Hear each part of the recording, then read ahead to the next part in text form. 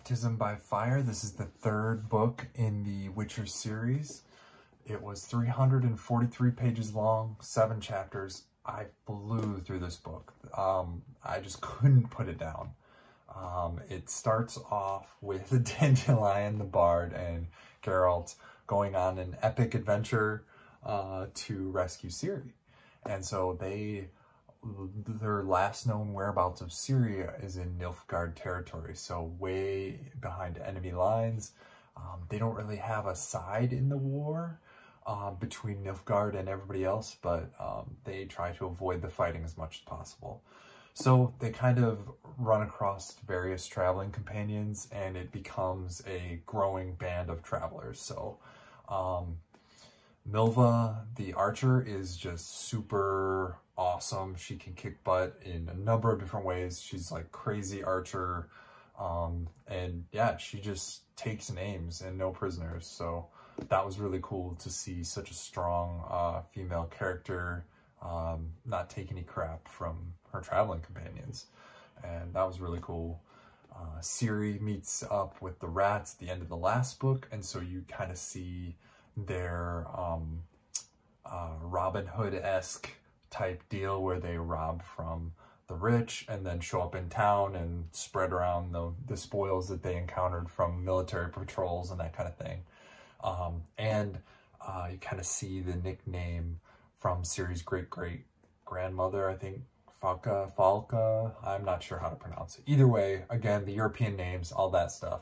So she kind of has that burning temper going on, and we get to see a little bit more of that and her sword skills that, you know, she learned from becoming a Witcher and her Witcher training.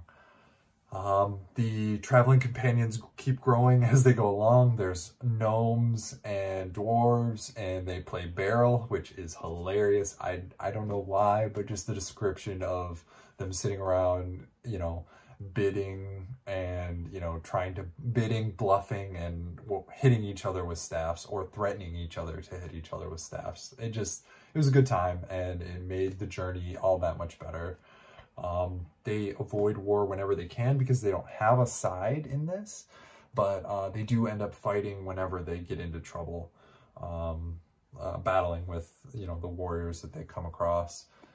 And my favorite traveling companion, the Master Barber, you know, he makes moonshine, and I don't know, it was just spot on that a vampire makes moonshine. To me, couldn't get any better than that. And I'm curious if in Swedish the name, you know, it applies the same way.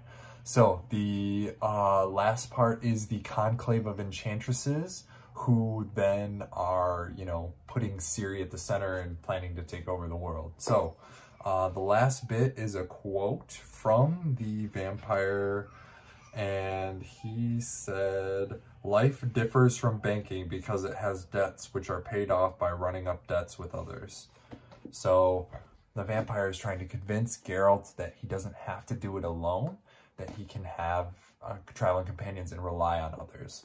So this was an awesome book, and at the end you get to learn about why he's called Geralt of Riviera. So awesome book, action-packed, couldn't put it down.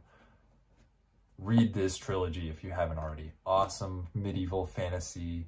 It's just a sweet, awesome trilogy. So buy your books used if you can.